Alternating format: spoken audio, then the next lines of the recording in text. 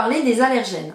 Donc sujet de plus en plus important par rapport aux évolutions des normes et des référentiels et aussi de la réglementation. Donc on va faire un petit point aujourd'hui puisque vous êtes aussi de plus en plus nombreux à exporter vos produits en dehors de l'Union européenne et il faut aussi prendre en considération les allergènes des pays dans lesquels vous exportez. Donc tout d'abord un petit point, au niveau européen, on a 14 allergènes qu'on dit à déclaration obligatoire. Ça ne veut pas dire que des personnes ne peuvent pas être allergiques à d'autres allergènes que ces 14 allergènes à déclaration obligatoire, mais en tout cas, c'est les ingrédients pour lesquels il y a une majorité d'allergies décelées au niveau médical, donc, et c'est pour cela qu'ils sont recensés au niveau de la réglementation. Cette réglementation qui recense donc ces allergènes, c'est le règlement INCO. Donc dans son annexe, on va retrouver 14 allergènes à déclaration obligatoire.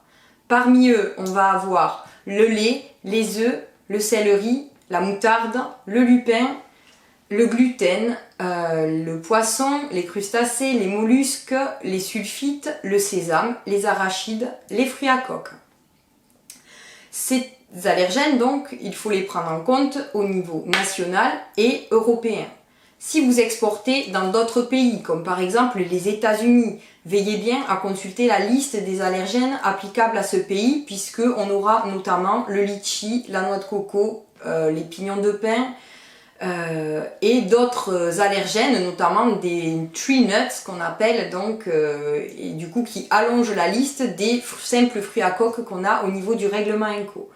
Donc c'est très important, d'autant plus que par exemple pour le Japon, vous n'avez pas le gluten comme allergène dans la liste. Donc en fait communiquer sur le gluten, le sans gluten en tout cas, n'a pas de sens si vous exportez des produits au Japon. Voilà, inutile de communiquer au niveau de vos étiquetages sur le sans gluten. Voilà pour ce petit explicatif. Si vous avez des questions, n'hésitez pas. En attendant, je vous dis à bientôt.